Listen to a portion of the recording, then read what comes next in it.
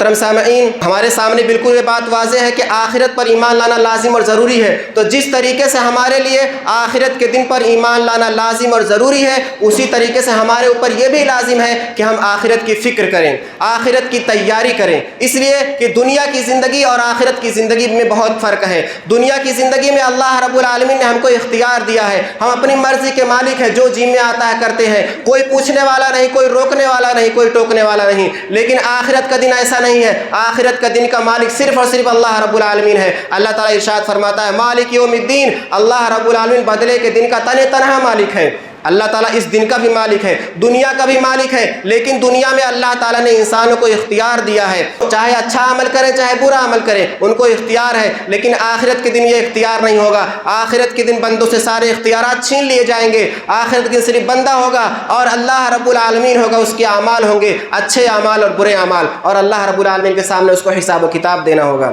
اللہ تعالیٰ سورہ زلزلہ کے اندر ارشاد فرماتا ہے اذا زلزلت الارض زلزالها، جب زمین کو پوری طریقے سے جھنجھوڑ دیا جائے گا، واخرجت الارض اثقالها، اور زمین اپنے بوجھ کو باہر نکال کر پھینک دے گی، قال الانسان ما لها، انسان کہے گا کہ زمین کو کیا ہو گیا ہے، یومئذ تحدث اخبارها، اس دن زمین اپنی تمام خبروں کو بیان کر دے گی، کس جگہ پر کس نے کیا کیا تھا، کس جگہ پر کس نے اچھائی کی، کس جگہ پر کس نے برائی کی، زمین خود بیان کرے گی۔ بأن ربک اوحالها، یہ ایسا ارمانی نہ کام نہیں کرے گی، بلکہ زمین کو اللہ رب العالمین نے حکم دیا ہوگا، تو زمین اپنے سارے خبروں کو بیان کر دے گی۔ یومئذ یصدر الناس اشتاتا لیروا اعمالهم، اس دن آدمی متفرق ہو کر کے لوٹ پڑیں گے تاکہ ان کو ان کا اعمال دکھا دیا جائے۔ من یعمل مثقال ذرۃ خیرا یرہ، تو جس نے ذرہ برابر بھی نیکی کی ہوگی وہ اس کو وہاں دیکھ لے گا۔ ومن یعمل مثقال ذرۃ شرا یرہ، اور جس نے ذرہ برابر بھی برائی کی ہوگی وہ اس کو وہاں پر دیکھ لے گا۔ اسی طرح اللہ رب العالمین سورہ القاریہ کے اندر ارشاد فرماتا ہے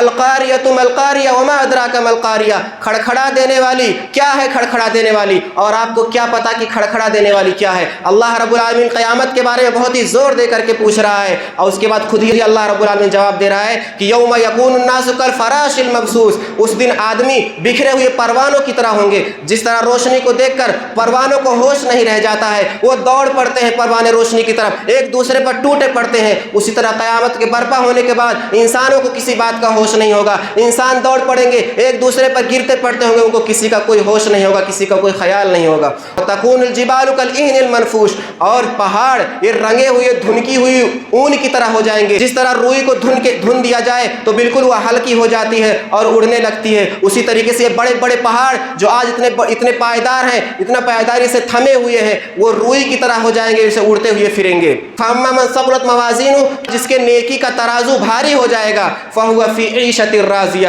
تو وہ اپنے من پسند زندگی میں ہوگا۔ واما من خفت موازینہ، اور جس کے نیکی کا ترازو ہلکا ہو جائے گا، فأمہ ہاویہ، تو اس کا ٹھکانہ گڑھا ہوگا۔ ما ادراک ما ہی، اور آپ کو کیا معلوم کہ یہ گڑھا کیا ہے؟ نار حامیہ، یہ بھڑکائی ہوئی آگ ہے، یعنی جہنم کا گڑھا جو ہے اس میں آگ بھڑکائی گئی ہے، اور اس کا ٹھکانہ وہی ہوگا۔ محترم سامعین، آج ہم جن رشتہ داروں کے فکر میں، اپنے ماں باپ، بھائی بہن، بیوی بچوں کی فکر میں آخرت کی فکر نہیں کرتے ہیں، آخرت کو بھولے ہوئے ہیں، اس دن یہ سارے لوگ ایک دوسرے سے بھاگیں گے۔ اللہ رب العالمین نے سورہ عبس کے اندر اس کا نقشہ اس طرح کھینچا ہے فَإِذَا جَاءَتِ الصَّاخَّةُ يَوْمَ يَفِرُّ الْمَرْءُ مِنْ أَخِيهِ وَأُمِّهِ وَأَبِيهِ وَصَاحِبَتِهِ وَبَنِيهِ لِكُلِّ امْرِئٍ مِّنْهُمْ يَوْمَئِذٍ شَأْنٌ يُغْنِيهِ، کہ جب کانوں کو بہرا کر دینے والی آ جائے گی، یعنی قیامت آ جائے گی۔ یوم یفر المرء من اخیہ، اس دن آدمی اپنے بھائی سے بھاگے گا۔ آج اپنے بھائی کے لیے آدمی کیا کیا نہیں کرتا، کیا کیا قربانیاں نہیں دیتا، لیکن میدان محشر کا یہ عالم ہوگا کہ آدمی اپنے بھائی سے بھاگے گا، وَأُمِّهِ وَأَبِيهِ، اور اپنے ماں باپ سے بھاگے گا، وَصَاحِبَتِهِ وَبَنِيهِ، اور اپنے بیوی بچوں سے بھاگے گا، لِكُلِّ امْرِئٍ مِّنْهُمْ يَوْمَئِذٍ شَأْنٌ يُغْنِيهِ، اس دن ہر آدمی کو ایسی فکر لاحق ہوگی جو اس کو دوسرے سے بے نیاز کر دے گی، اس کو اپنی ایسی فکر ہوگی کہ اس کو دوسرے کی کوئی پرواہ نہیں رہ جائے گی۔ محترم سامعین، آج ہم اس مال و دولت کے لیے آخرت کی فکر نہیں کرتے ہیں، مال و دولت کو حاصل کرنے کے لیے لگے ہوئے ہیں صبح سے شام تک اور آخرت کو بھولے بیٹھے ہوئے ہیں۔ جس عہدہ و منصب کے لیے، جس مرتبے کے لیے ہم آخرت کو بھولے ہوئے ہیں، وہ عہدہ و منصب، وہ مال و دولت بھی وہاں کام نہیں آئے گا۔ اللہ رب العالمین سورہ الحاقہ کے اندر اس کا نقشہ اس طرح کھینچتا ہے فَأَمَّا مَنْ أُوتِيَ كِتَابَهُ بِيَمِينِهِ فَيَقُولُ هَاؤُمُ اقْرَءُوا کِتَابِیَهْ، تو جس کا نام اعمال اس کے دائیں ہاتھ میں دیا جائے گا تو وہ خوشی سے اچھل پڑے گا، وہ لوگوں کو دکھاتا ہوا پھرے گا، کہے گا ہاؤ مقرؤ کتابیہ، لو میرا نامہ اعمال پڑھو، انی ظننت انی ملاق حسابیہ، مجھے تو یقین تھا کہ میرا حساب و کتاب ہونے والا ہے، فہو فی عیشۃ راضیہ، تو وہ اپنی من پسند زندگی میں ہوگا،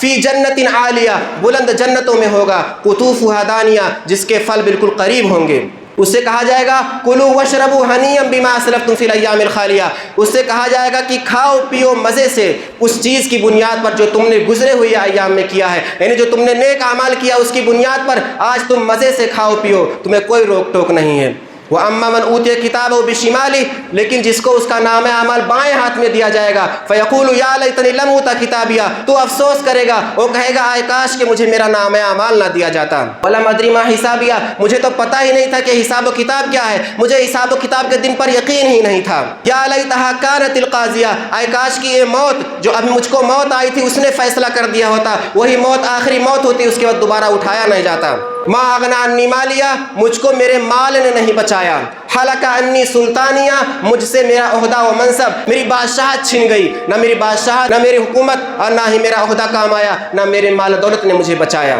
تو اللہ تعالیٰ کیا حکم دے گا؟ خذوہ فغلوہ، اس کو پکڑ لو اور پھر اس کو گلے میں طوق پہنا دو، ثم الجحیم صلوہ، پھر اس کو جہنم میں گھسیٹ کر کے ڈال دو، ثم فی سلسلۃ ذرعھا 70 ذراعا فاسلکوہ، پھر اس کو ایسے زنجیروں میں جکڑ دو جس کی پیمائش 70 گز کے برابر ہے۔ ایسا کیوں کرے گا اللہ رب العالمین؟ انہ کان لا یؤمن باللہ العظیم، اس لیے کہ وہ اللہ رب العالمین پر یقین نہیں رکھتا تھا، ولا یحض علی طعام المسکین، اور وہ غریبوں کو کھانا کھلانے پر ابھارتا نہیں تھا۔ فَلَيْسَ لَهُ الْيَوْمَ هَاهُنَا حَمِيمٌ، تو آج کے دن اس کا کوئی یہاں مددگار نہیں ہوگا۔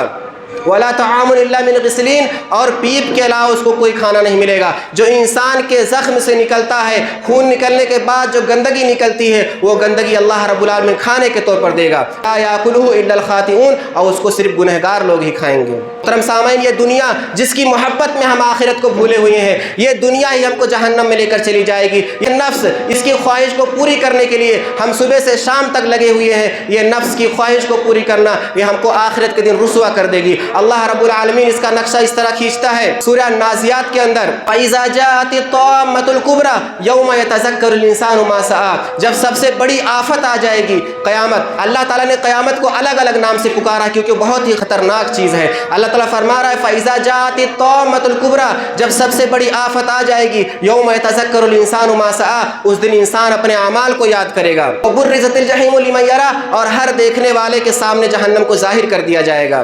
فَأَمَّا مَن طَغَىٰ، تو جس شخص نے زیادتی کی تھی، ظلم کیا تھا، وَآثَرَ الْحَيَاةَ الدُّنْيَا، اور دنیا کی زندگی کو ترجیح دیا تھا، فَإِنَّ الْجَحِيمَ هِيَ الْمَأْوَىٰ، تو بے شک جہنم ہی اس کا ٹھکانہ ہے۔ وَأَمَّا مَنْ خَافَ مَقَامَ رَبِّهِ وَنَهَى النَّفْسَ عَنِ الْهَوَىٰ، لیکن جو شخص اللہ تعالیٰ کے سامنے کھڑے ہونے سے ڈر گیا تھا اور اپنے نفس کو خواہشات سے، نفس پرستی سے روکے رکھا تھا، فَإِنَّ الْجَنَّةَ هِيَ الْمَأْوَىٰ، تو بے شک جنت ہی اس کا ٹھکانہ ہے۔